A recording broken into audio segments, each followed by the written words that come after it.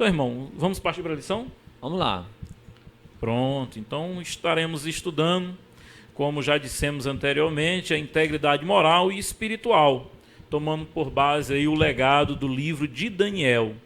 E logo na primeira lição, vamos estar estudando aí justamente a respeito aí desse homem, o profeta, que com certeza traz muitos bons exemplos, e um profeta que, por sinal também, irmão, de vários personagens da Bíblia, nós sempre, quando estudamos a respeito dele, a gente vê os pontos fracos e os pontos positivos, claro. Verdade. Agora, de Daniel, nós, assim, até onde eu me lembro, Daniel, em todos os aspectos, ele tem bons exemplos para dar. Então, é um bom modelo a ser aí seguido também, né?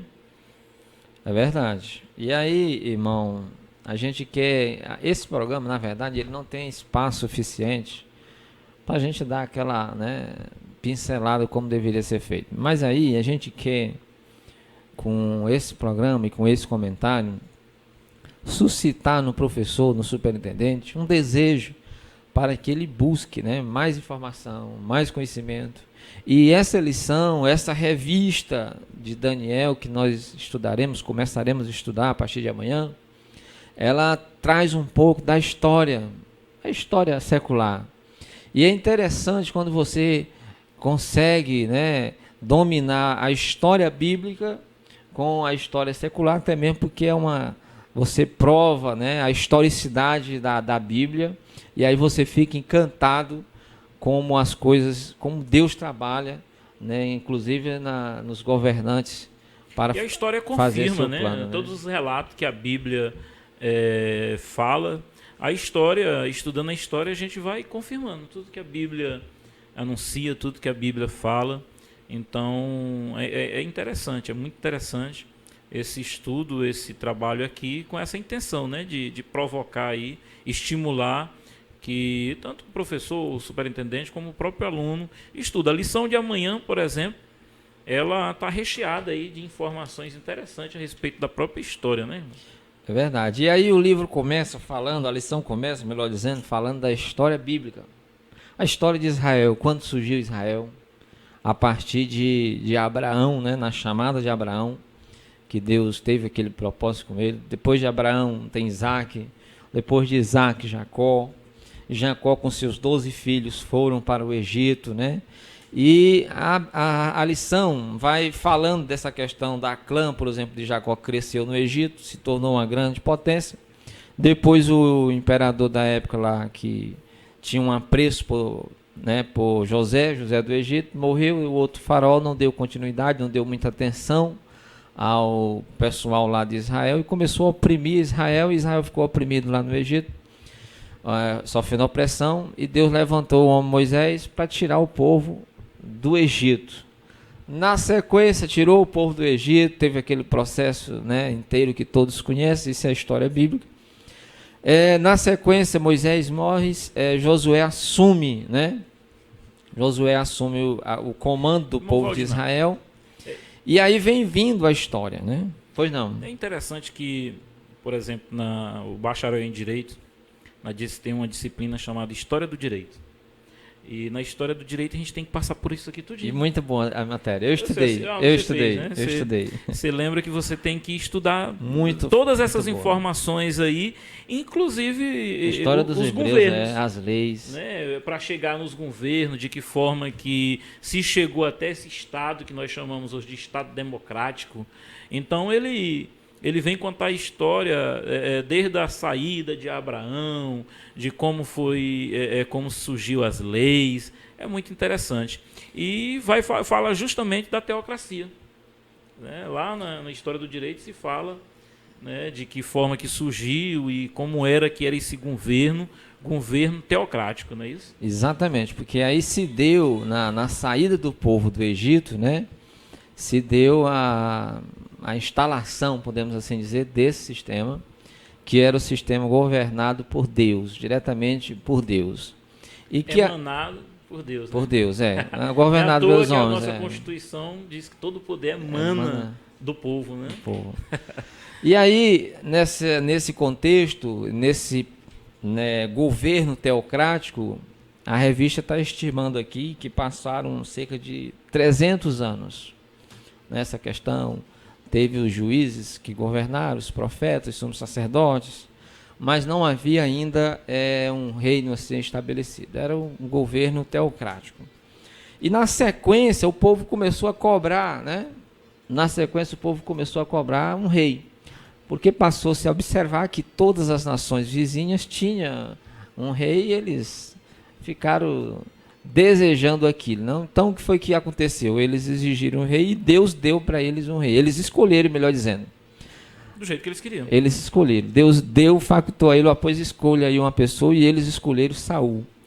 Então Saul iniciou um período na Bíblia, um período histórico que a gente chama de Reino Unido, que foi Saul, Davi e Salomão, que foi a monarquia, o Reino Unido, né, os três primeiros reis que governaram Israel. Viu que, se eu não tiver enganado, um filósofo, ele é Joseph Smith, se eu não tiver enganado o nome dele, ele em 1754, ele escreve que o povo tem o governo que eles merecem.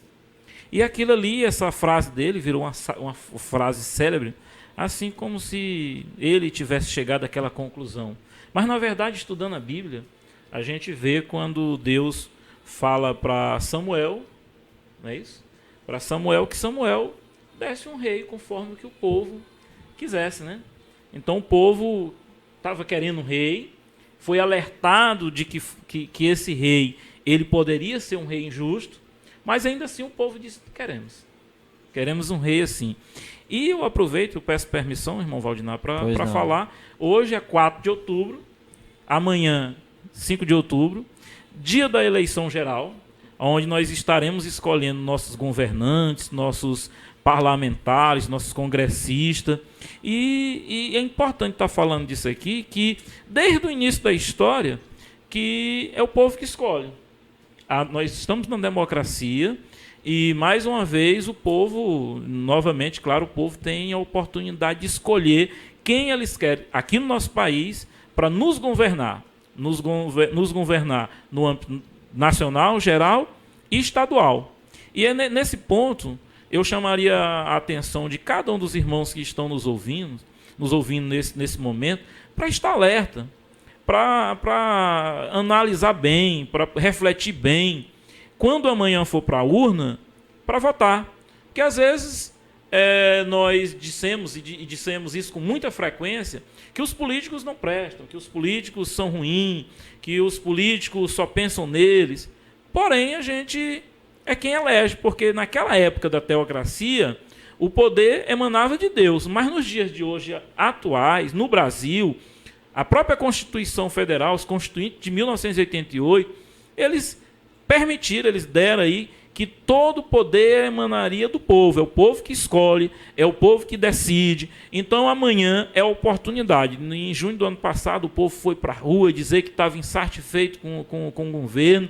Agora é a oportunidade, é o momento para o povo dizer assim, realmente nós estávamos insatisfeitos e agora a gente quer fazer uma mudança, fazer algo diferente. E o povo amanhã vai fazer. Eu vou fazer isso. Amanhã, quando eu for votar, eu vou estar dizendo que tipo de governo... Você vai votar que hora, Maurício? De manhã ou de tarde? Rapaz, eu vou estar trabalhando. Na hora que o povo lá me liberar um instante, né? Como advogado, amanhã a gente tem... Boa parte dos advogados vão estar trabalhando. Então, na hora que me der uma oportunidadezinha, eu vou correr lá e vou votar. Graças a Deus, o voto é secreto. Mas eu, particularmente, eu gostaria muito de apresentar meu voto lá para todo mundo saber. Eu votei, eu estou com minhas mãos limpas. Se você votou no seu candidato aí e não der certo, responsabilidade sua. É isso? É verdade, a gente precisa ter esse devido cuidado, porque é o governo que existe aqui no nosso Brasil, né? Desculpa, porque esse assunto acho muito interessante. Eu vejo gente dizer assim, eu sou apartidário. Você já ouviu essa expressão? Já. E eu fiquei, meu Deus, o que quer dizer apartidário? Ainda tem uns que falam a política também. Apolítico? É. Quem é que é apolítico nesse país, meu irmão? Pelo amor de Deus, não há como nós sermos... Porque, assim, a política seria quem está em cima do muro, será? Será que isso quer dizer? Em cima do muro, dizer que não tem nada a ver. A comida que nós comemos Depende dos políticos. Os políticos lá que regem as leis, que diz quanto é que vai ser o preço, aquela coisa toda, os tributos, colégio, se tem colégio, se tem escola de qualidade, é responsabilidade deles, se tem saúde de qualidade, é responsabilidade dos políticos. Como é que o camarada vai dizer que ele é a parte dela? Que não tem nada a ver aqui com isso. Não tenho nada a ver com isso. Lá o povo... Ora, eu sou o povo. Eu sou o povo. E esse pessoal tem que se ligar um pouco a respeito disso. E amanhã, quando for votar, não ir com esse coração de negócio de apartarismo. Se der o que der, não. E outra fase interessante que eu vi de alguém. Alguém disse assim, não, mas Deus é que sabe. Meu irmão, que é isso? É verdade. Mas nós queremos deixar essa dica aqui, os irmãos atentem aí para quem os irmãos vão votar. Nós já estamos sendo cobrados aqui, né? Mas é assunto da lição. É porque fala do governo, né? Que na época era tudo bem, tá governo certo. teocrático, que agora veio o monarca, né? Monarca, a gente entra pro tema monarca. Que é a questão do governo, né? Governo pelos reis. Pelos reis. Aí, voltando nessa história, Maurício, essa questão do reino lá, que foi o Reino Unido, Saul, Davi e Salomão, na sequência, logo após a morte de Salomão, o reino se divide. Aí entra um período que a gente chama reino dividido. Exatamente, as 12 tribos, elas se dividiram, né? Então ficou o reino do norte e reino do sul, como ficou assim conhecido. Uma com 10 tribos e outra com duas tribos, né? E aí é onde, nesse período, Israel passa por uma crise. Por isso que é bom a pessoa não perder o fio da meada, porque vem lá desde Abraão, né, Isaac, Jacó com seus filhos vão para o Egito, do Egito eles voltam para Israel para conquistar a terra prometida. Nesse período Deus estabelece, né, as leis lá e tem o período teocrático, depois o Reino Unido com Saul, Davi e Salomão, e na sequência o reino dividido, que foi exatamente com Roboão, filho lá de Salomão, que não conseguiu manter o reino, né, unido, e as 12 tribos se dividiram, reino do norte e reino do sul. E nesse período Israel passa por uma crise espiritual. E um dos profetas que eu queria chamar a atenção do irmão, nós vamos já para uma canção para depois a gente continuar aqui, mas nesse período de crise, um dos profetas que profetiza o exílio de Israel, que profetiza a ruína de Israel, chama-se Jeremias. E parece que eu estou vendo Jeremias profetizando, e Daniel, garotinho, ouvindo Jeremias. E aí, porque Daniel é contemporâneo, né, de Jeremias, embora mais novo, Jeremias mais velho, mas Daniel é da mesma época lá do profeta Jeremias. Talvez Daniel da mesma idade de Ezequiel. Talvez Ezequiel um pouco mais velho, pouca coisa. Mas é nesse contexto que aparece Daniel. Por quê? Porque no reino dividido, onde as 12 tribos se dividiram, o reino do norte e o reino do sul, Israel passa por uma crise, se distancia de Deus, começa a fazer coisas que abominam ao Senhor.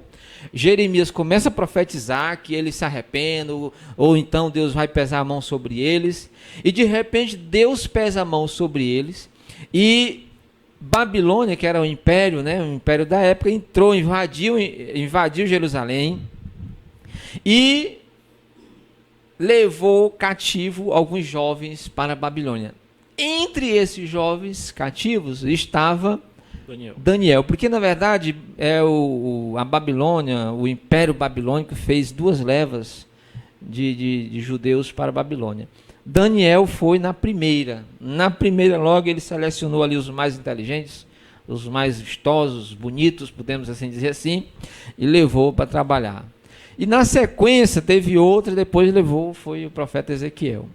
Mas aí é nesse contexto que Daniel entra com as suas visões, nesse contexto que Daniel entra com as suas revelações apocalípticas, podemos assim dizer, de que Deus fala para ele muitas coisas com respeito a próprio Israel e também as coisas futuras. E aí o autor está nos dizendo aqui, nos apontando uma coisa interessante, que o livro de Daniel ele tem essa divisão, né? Esse lado histórico, mas tem também esse lado profético. E aí nós queremos dizer aos irmãos e aos amigos que é